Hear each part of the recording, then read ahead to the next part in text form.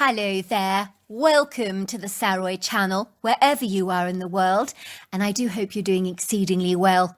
I'm doing great, and loads of love to each and every one of you. You're all very special, and I hope you're having a fabulous time. Don't forget to go and get that drink, whether it's your Irish coffee, whether it's your red wine, whether it's cappuccino, tea, whatever is your favourite beverage, and do let me know what it is, especially if it's something a bit unusual. And before we get started, don't forget to subscribe to the channel. So let's get started with tonight's story.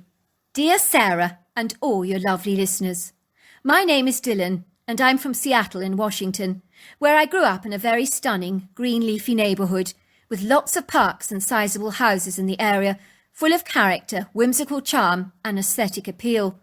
Some of them steeped in a rich, vibrant, colourful history, which, much like the mature trees in our neighbourhood, stood head and shoulders above all the modern, more contemporary homes that invariably lacked that finesse, mystery and intrigue of their older counterparts. I lived here with both my parents and my sister Jennifer in a more modern, mundane, bungalow-style home. I wish I could describe myself as the perfect role model of a son, but unfortunately I was one of those impudent, rambunctious whippersnappers that was notoriously famous for getting into all kinds of scrapes and bother, causing my parents a considerable amount of grievous despair and many a sleepless night. It didn't help that I lived next door to the less than agreeable Nigel King, who was a rebellious scallywag and as mischievous as I was, and together we engaged in doing the most outrageously inappropriate things, like the superbrats we invariably were. Once we both deliberately set fire to our neighbour's yard shed and hid and watched when we saw the old man, Mr. Roxburgh, running out of the house, crying out in a horrified voice, "Good grief! What the heck?" We watched in amusement as the poor man frantically tried to eliminate the flames, oscillating his arms wildly with the garden hose, while his alarmed wife quickly called out for the fire brigade, who arrived on the scene with their sparkling red fire truck and huge hoses, where they successfully extinguished the flames. We would watch these awesome, lion-hearted men terminate the fire like unsung heroes, and I was in secret awe of them. "Looks like arson," said one of the firefighters. "I think someone deliberately set fire to your yard shed, Mr. Roxburgh." "But who?" said Mr. Roxburgh. "I don't have any enemies." "Well, it could be kids getting up to no end of mischief." Mr. Roxburgh sighed. "Well, then it's Dylan Scott and Nigel King. You mark my words, they're behind the spiteful, malicious stunt. I might have guessed. They're the most unruly, wayward pair at the best of times, but together they bring out the worst in each other, like putting a detonator to dynamite, if you know what I mean." Of course, Nigel and I denied profusely that we were involved or even responsible for this horseplay or practical joke, but the locals in our neighbourhood all eyed us warily, with a "we know what you did" type of looks written on their faces. It would seem we were unable to pull the wool over their judicious eyes, because somehow they sensed we were the guilty party in this tomfoolery, but we wisely admitted to nothing. I think I enjoyed the drama that Nigel and I provoked in our neighbourhood, especially when people's dismayed reactions were priceless to see, and caused us a great deal of personal amusement. Nigel and I were big on pranks, most especially scaring people half to death, like when Mrs. Abby Easton discovered a very large snake slithering around on the front seat of her car, and she screamed out in terror, her face growing a deathly white shade, and her eyes virtually bursting out of their sockets. It would seem her terrified reaction was simply priceless to watch, and Nigel and I literally ate from laughing so much. Then there was the time when my mother crushed a roach while slipping on her shoes and cried out in disgust as her feet popped the squishy insect covering her feet in a ghastly mushy goo. And when my sister opened the door and was drenched by the bucket of water she dismantled that was precariously balanced on its upper ledge, and she was less than amused to be soaked as she was dressed to the nines that evening.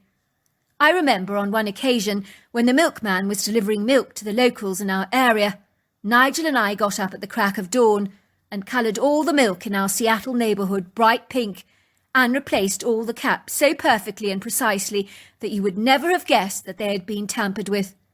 I do remember the dairy got no end of phone calls from the aggrieved, rather unsettled, fretful residents in our neighbourhood, who were more than a little peevish and concerned that there was something very strange going on with the milk, as it was a rather horrific bright pink colour.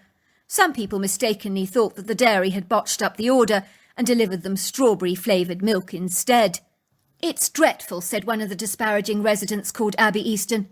"We can't even trust our dairy these days," she carped bitterly.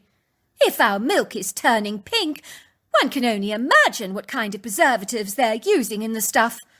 I've a good mind to turn organic with the way things are going of late. We can't even trust our local suppliers these days.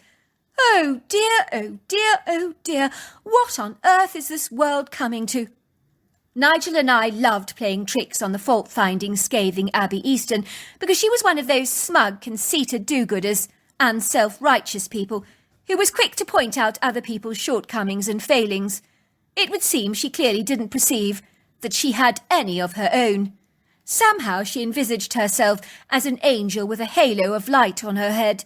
She was the kind of person that believed that everybody else was going to hell when they died, with herself the exception to that rule, of course.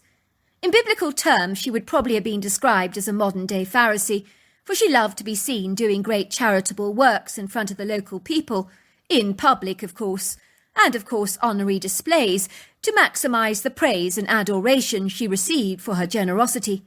Yet I've never encountered anyone in my life so judgmental, critical and reproving of others, and so quick to tear someone's character to shreds without a bye or leave. One day when my mother was having some friends over to tea for the local book club, I overheard Abby Easton garrulously nattering away about one of the locals in a very condescending tone of voice. She was referring to a woman called Ella Fitzgerald, who had taken her large poodle Wilbur to the pooch parlour to acquire a fancy puffed-up hairstyle that had made Wilbur the talk of the town. The creative, showy dog grooming done by Doris Pennington, a notable talent with exciting dog styles, invited much commentary, and Wilbur had become a showstopper or a walking work of canine art, if you like, and was admired by many. "Of course, we all know why Ella Fitzgerald is getting her poodle glammed up to the nines," sniped Abby, with an exaggerated look of disgruntled disapproval on her face. "I think she just loves all the attention she receives. I was watching her the other day, revelling in all the fuss people were paying her poodle. The woman was positively gloating. She looked so pumped up. I thought she was going to explode with pride, like a sausage bursting out of its skin. I mean, it's absolutely appalling. Why should she be dolling her dog up to be the centre of attention? You can see she's loving the pandemonium she's creating. And as for Wilbur, that dog of hers, he's as bad as she is. He seems to be thriving on the interest he's stirring up. It's almost as if he knows he's in the limelight and has somehow become a Seattle superstar. It's appalling the lengths some folks go to in order to be the centre of attention."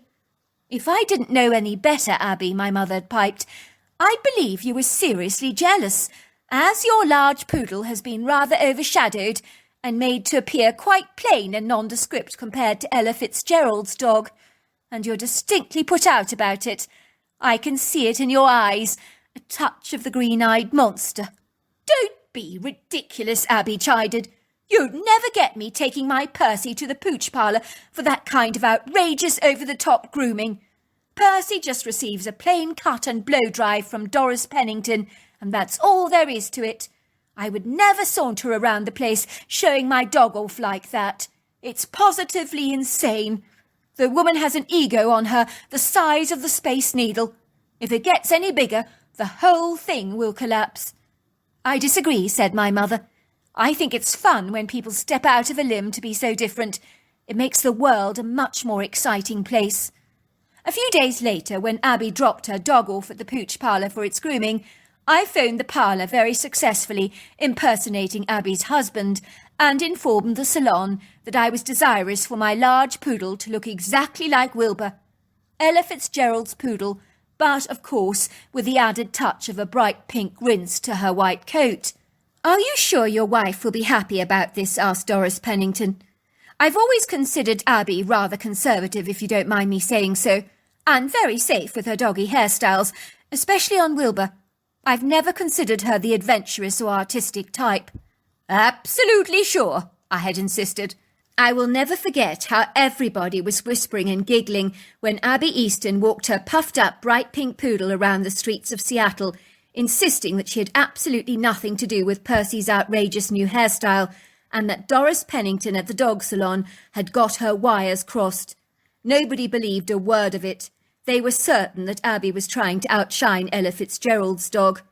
I promise you, Abby Easton so enjoyed the attention that Percy was receiving from the Seattle residents that for as long as I can remember, she continued dyeing her poodle bright pink and giving Percy some very unique over-the-top hairstyles, and she went to extraordinary lengths to ensure that her poodle upstaged Ella Fitzgerald's dog Wilbur every single time.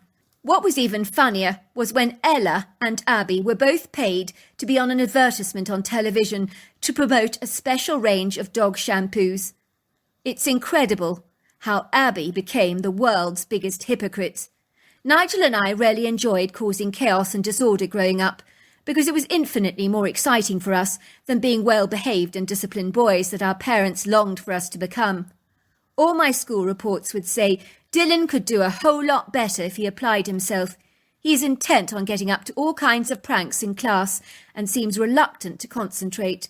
I believe your son has the potential to acquire top grades, but he refuses to make any kind of effort and is lazy, obstinate and very opinionated.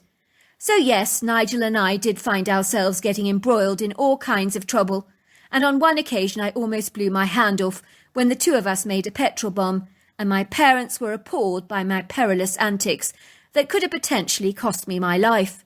When I was young, I always had the sense I was invincible, but when a couple of thrill-seeking dudes in our school lost their lives attempting a daredevil stunt, when they jumped naked into an icy cold river and ended up dying of hypothermia, I began to realise that maybe I was not quite so indestructible after all.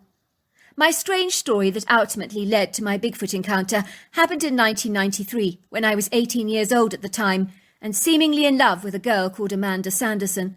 The trouble is nobody liked her at all, most especially my parents, but I thought she was drop-dead gorgeous, as she was like a walking Barbie doll on the outside.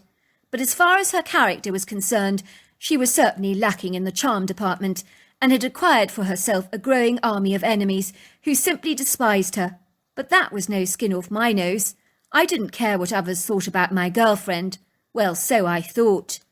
I remember one evening when I retired to my bedroom, my father knocked on my bedroom door. "Can I come in, son?" he asked. "If you must," I said, secretly thinking to myself, what have I done now? My father sat awkwardly at the end of my bed, playing with his moustache ever so uncomfortably, as if he was trying to stall for time, as he meditated on what to say to me and how to handle an overreactive, very belligerent and tumultuous teenager whose moods were as changeable and as choppy as the weather. "Amanda is a very pretty girl," he said solemnly. "Yeah, and what?" I said in a sarcastic tone. "What are you getting at, Dad?" "Son," said my father, pausing for a moment, "your mother wants me to have this talk with you. We don't believe that Amanda is right for you." "Why do I care what you think about Amanda? She's my girlfriend, Dad. Get your butt out of my business, please. I don't care what you think. It's my life, and Amanda is my girlfriend, so bog off and keep your nose out of my business." My father raised his voice.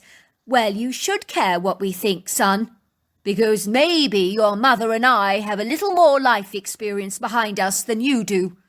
And if you listen to an older person, you may just receive some wise counsel that will serve you very well and be in your best interests." "What's wrong with Amanda?" I snapped. "She's not a good person, son. Yes, looks good on the outside, with the fake eyelashes, the blonde hair, and very extensive breast augmentation going on, all that kind of thing." So I snapped, "What's your point?" "I've heard from multiple sources that Amanda Sanderson is a very bad person."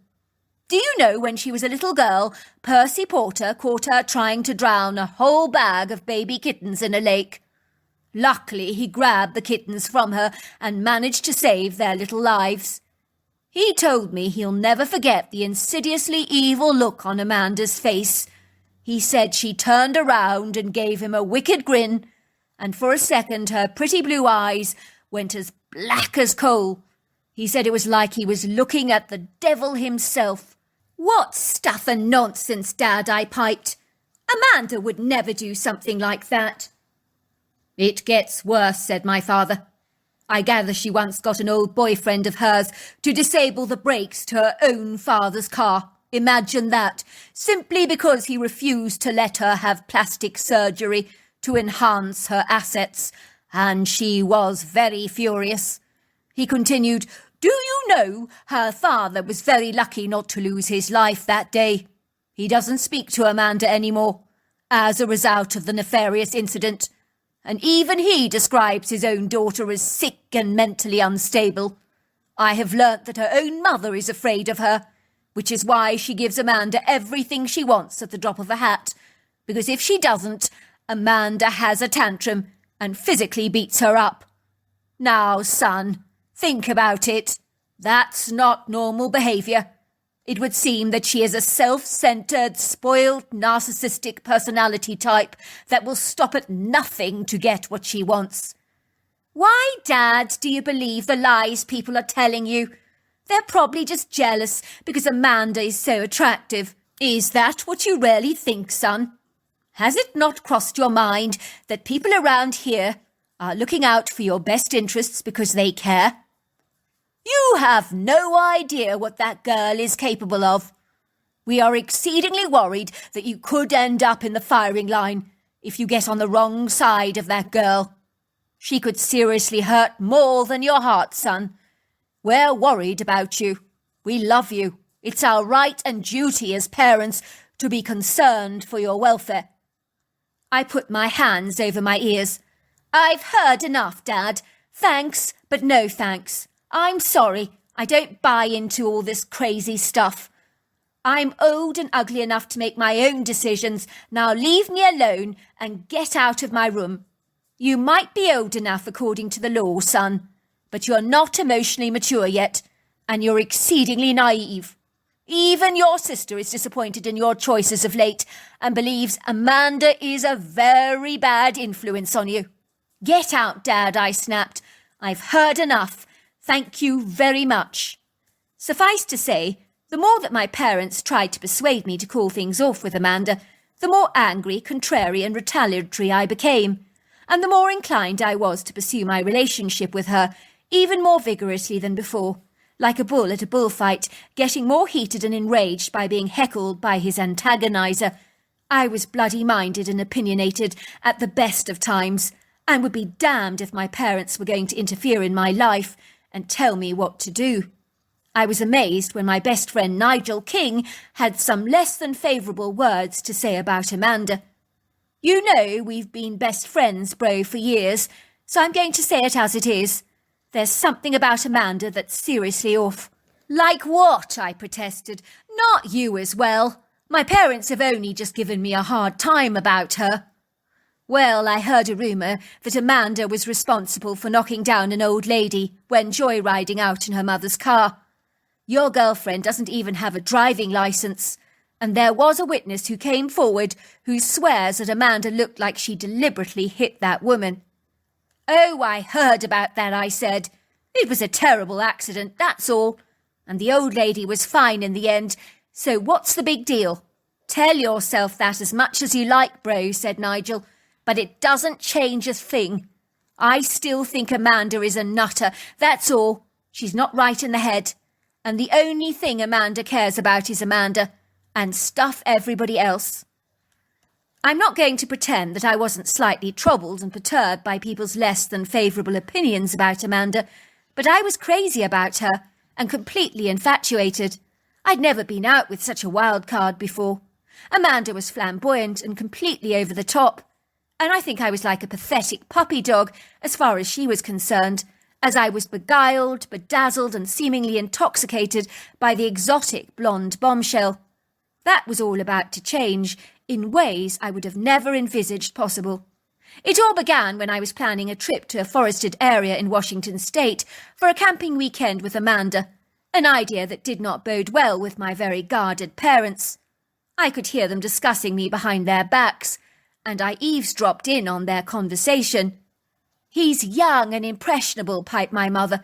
"He's completely obsessed and smitten by Amanda. There's nothing we can do about it. I think this camping weekend is not a bad idea, as Dylan might just wake up to find out exactly what Amanda is all about. There's nothing like a stark bit of reality to wake up a young man and help him to smell the coffee." "I'm not sure you're right," said my father. "Amanda appears to have her sharp claws embedded in our son like an eagle's talons. He's acting like a robot, almost eager to do her every bidding, as if she has him under some kind of a trance or spell or mind control, if you like. It worries me that she might set him up to get involved in something nefarious that he'll later regret." "Sweetheart, I do get where you're coming from, but we can't spoon-feed our son, nor live his life for him. We can't stop him from making mistakes. Everybody makes mistakes, and he'll learn from them. I'm sure he'll be fine in the end." I was really peeved off to hear my parents talk about Amanda in such a disagreeable way, but a voice in my gut told me to pay attention to what my parents were saying. I didn't want to listen to that warning voice, as no teenage boy wants to admit that their parents might just be right on the money. Before long, Amanda and I were out on the open road, taking the 2.5-hour journey towards an area of national forest where we intended to go camping.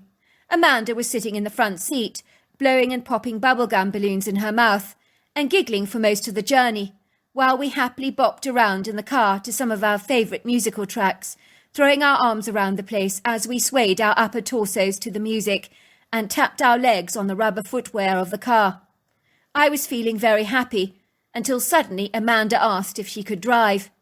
"You haven't got your driving licence," I reminded her. "You know you're not supposed to drive. Look what happened when you were joyriding in your mum's car." "Big deal," she said. "I've been driving since I was a little girl. I know how to drive. Come on, Dylan. Don't be such a wet blanket." "All right," I said.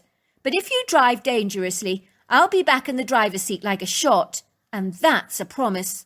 It wasn't long before Amanda was driving down a dirt road when a dog ran out in front of the car.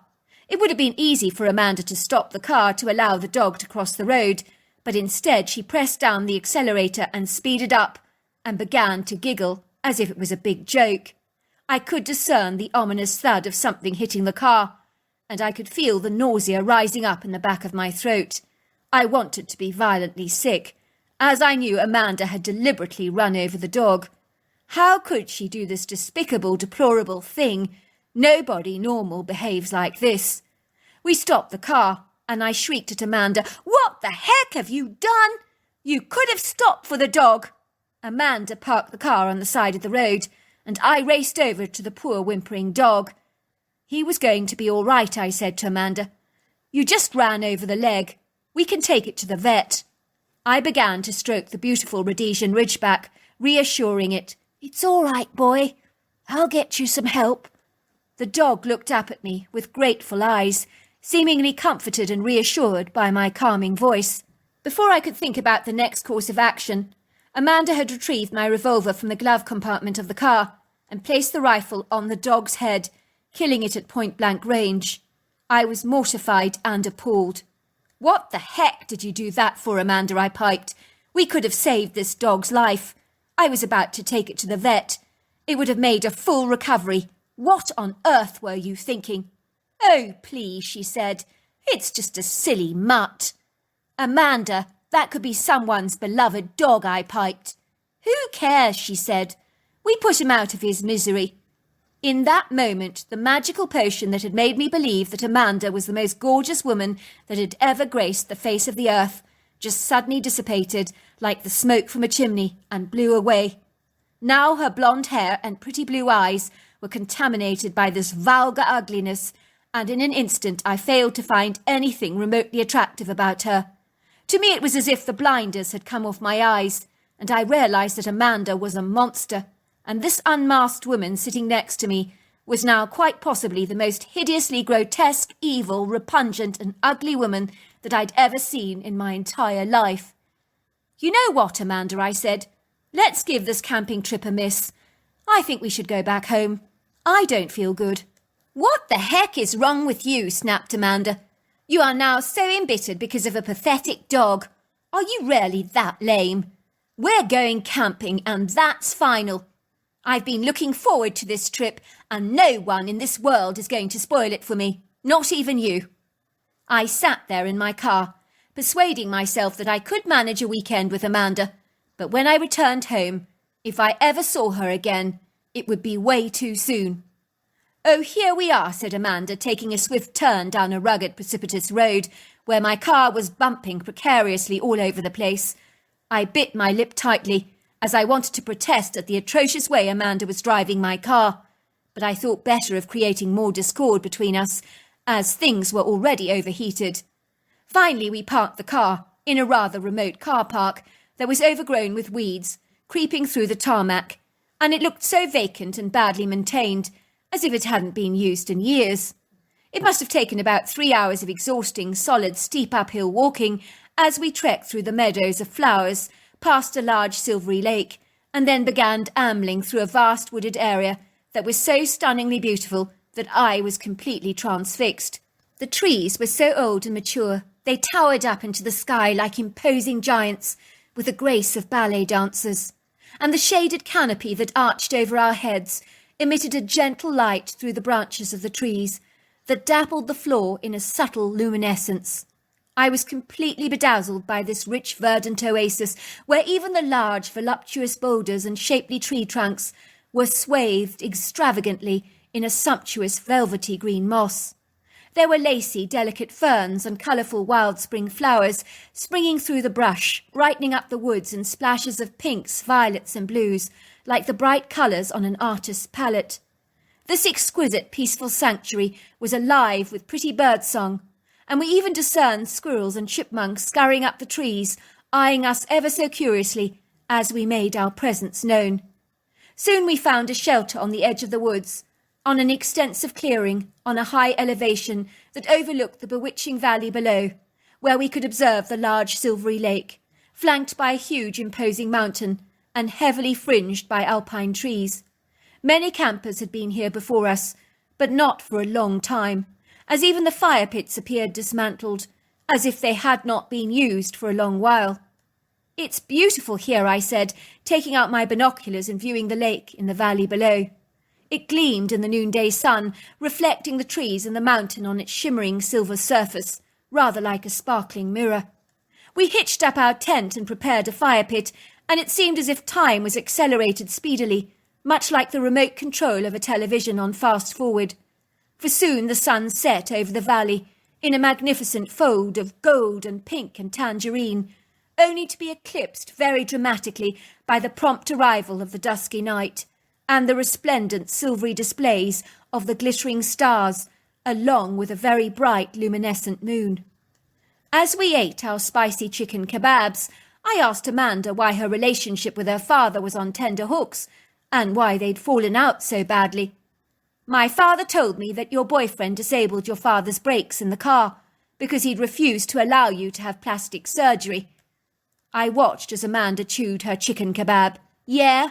So, big deal? You mean you did get your ex-boyfriend to disable his brakes?" I asked in horror.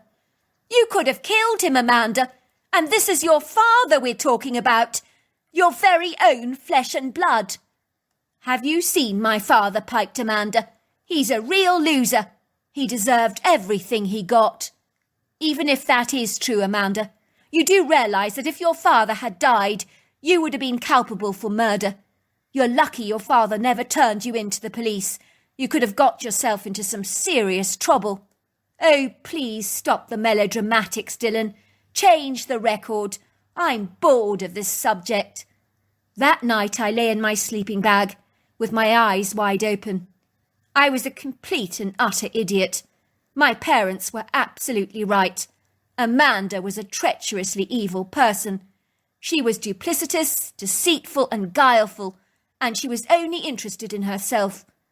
Why had I been so beguiled and deceived by her attractive veneer?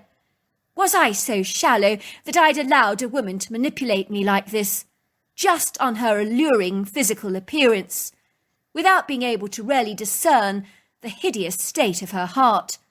Was I that immature, ignorant and naive? I wrestled with the images of Amanda in my mind, and fleeting memories came flashing back like the pictures on a video recorder, where I recalled times when she had shown her true colours to me. I had chosen to ignore the foul, brutal words that had emanated from her sharp tongue, that were cruel, toxic, unkind and mean, where she had demeaned and undermined people in my presence. I had turned a blind eye to it all. What on earth was I thinking? It was clear my head had been in the clouds, and I had failed to see what was in plain sight. I could hear Amanda's gentle snores, and then in a trice it would seem that I had sunk into the world of dreams myself, only to be awoken and disturbed by strange, anomalous noises outside our tent. I sat up in alarm. I could hear feet dislodging stones around the clearing as something very sizable walked around our campsite, almost deliberately kicking up the stones. The footfall was thunderous and far heavier than that of a man, but it did sound bipedal. What could it be? Imagine my surprise when our whole tent wobbled precariously from one side to another, as if it was facing the wrath of a punnelling wind. But there was no wind on this night. Someone was outside our tent, shaking it backwards and forwards like a boat on a tempestuous, turbulent and choppy sea. I could feel my heart thundering violently through my chest. What the heck was going on, I wondered. All of a sudden I heard what I can only describe as snorting sounds, rather reminding me of a horse when it breathes very deeply. Now I was certain we were dealing with a bear rampaging around our tent. I breathed a huge sigh of relief when I suddenly heard the heavy footfall walking away and leaving our campsite. I stealthily tried to wiggle out of my sleeping bag and manoeuvre myself out of the tent, but the critter, whatever it in God's name it was, appeared to be standing only yards away from me, and turned around, having obviously picked up the vibrations of my movement with its very sharp ears. I could see a pair of bright red eyes staring at me from 8 feet off the ground. Oh my God, I thought, what in God's name is that? For in the darkness the critter was the scariest, most terrifying thing that I've ever beheld in my life. The intimidating critter stood erect, proud and tall, like the trunk of a very large tree. It manoeuvred its shoulders and head to face me. For a while we stared at each other. It was almost as if the critter's eyes had a hypnotic hold on me, for I was drawn into them, like the milk being sucked up a straw. The creature appeared human, but it wasn't human in fullness, for there was ape-like influences to its anatomy. For a start, the pyramid head shape rather reminded me of the mountain gorillas of Rwanda that I'd so often seen in documentaries, along with the overlong arms and the powerful muscular definition so vividly pronounced in the critter's stocky build. Yet the body was shaped like a man, but in a giant-like interpretation, and the face was so human, but the dark shadows of the night obscured many of its features. I could also discern that the critter was covered in long flowing hair that appeared of a dark colour, but what exact shade it was I'm not certain, for in my experience auburns and browns can sometimes appear almost black at night. As I was staring at the critter in awe, I do believe in those seconds that my fear had been hijacked by my complete shock at seeing something that appeared incongruous to our reality, for indeed the critter looked so out of place that I was mindful to believe I might actually be dreaming. I could sense the critter meant me no harm, as it suddenly turned around to glide back into the woods from whence it had come. Unbeknown to me, Amanda had spied the critter from the window of our tent, and ran out of our tent, firing shots after it to scare it away. But her reactions backfired on us both very gravely. All of a sudden the critter turned around and thundered towards our tent, like a maddened rhino in full charge, for Amanda had provoked the critter to rage. It was now furious, and its mouth curled back to reveal its oversized human teeth, and the critter made the most dreadful growl that caused the hair on the back of my neck to stand on end, and I could feel this ominous cold chill engulf my entire being. I now knew that I was living on borrowed time, because this critter was going to definitely kill us. The critter was only standing yards away from us, and circling us like a lion that is surveying its prey that it's about to pounce upon. All of a sudden, Amanda pushed me very hard towards the critter, so that I fell on the ground and was only yards away from him. I could have touched his ankles with my hands. Amanda then ran through the woods as fast as she could, determined to save her own skin, and offer me as a sacrifice to the critter. To my amazement, the critter left me alone and ran directly after Amanda, and I could hear her shooting after it and screaming, and then the screaming subsided, and everything became eerily silent, and then the critter thundered back through the woods, passing our camping site, and glancing at me briefly as it sped off out of sight. I was certain that Amanda was dead, but imagine my amazement when I found her on the ground, cursing and swearing. "What happened?" I asked. Amanda looked surprised to see me in one piece, as I think she believed that the critter had probably killed me. "What happened?" I repeated. "The critter grabbed the gun from me and threw it somewhere here in the brush. It then picked me up and looked me directly in the eyes.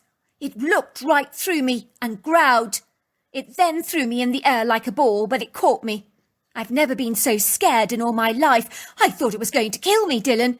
But then it put me on the ground lightly and glided away." "You do realise you caused all this chaos, Amanda? I think he was curious about us, that's all. He was leaving our campsite when you shot at him. What on earth were you thinking?" "I want to get out of here now," said Amanda. "I can't abide staying in the woods a moment longer, not with that monster around." To cut a long story short, you'll be glad to know that I promptly ended my relationship with Amanda, much to my parents' delight. I never ever heard from her for many long years, but I had heard idle gossip that she had spent a long stint in jail and was now completely estranged from her family. At this stage of my life, I was happily married to my beautiful wife Susanna and our 2 gorgeous children. One day I was at the food aisle at Walmart doing some shopping for my wife Susanna to find myself being poked by a very overlarge, rough, masculine-looking woman with excessively large biceps, lots of black tattoos, and several rings in her nose. "Hello, Dylan," she said. "Long time no see. It must have been years since we last saw each other." I felt very embarrassed because I didn't recognise this woman. Who on earth was she, I wondered. "Sorry," I said. "I don't mean to be rude, but do I know you?" The woman looked rather offended. "Dylan, it's me. Don't you remember? Amanda Sanderson. We were an item once. Surely you haven't forgotten." As you can imagine, I was stunned, because Amanda Sanderson had morphed from a Barbie doll into a sumo wrestler.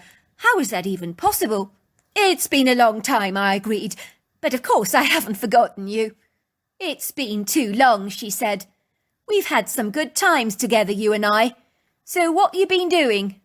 "Well, I'm very happily married, and I have 2 children." "Nice," she said. "Very nice." "What about you?" I asked. "What have you been doing?" "Well, I got robbing a bank with an ex-boyfriend of mine. Not a good influence, I have to say. Spent a stint in jail. Wasn't pretty. 9 years for my trouble, that's what I got. Then I did another stint in jail. Never learnt my lesson. Committed fraud with another boyfriend. So, in all, it has been a bit of a rough road." "Oh dear," I said. "Not good." "Do you remember the critter we encountered on that camping trip?" she asked me. "How could I forget?" I said. Well, I told all my jail buddies our story, but no one believed a word of it. They said I was making the whole thing up for attention. "Well, it is an outlandish story," I agreed. "Unless you were there, it is rather hard to believe." "You do realise we saw a Bigfoot?" "Well, yes, I have gathered that," I said. At that, she promptly said goodbye.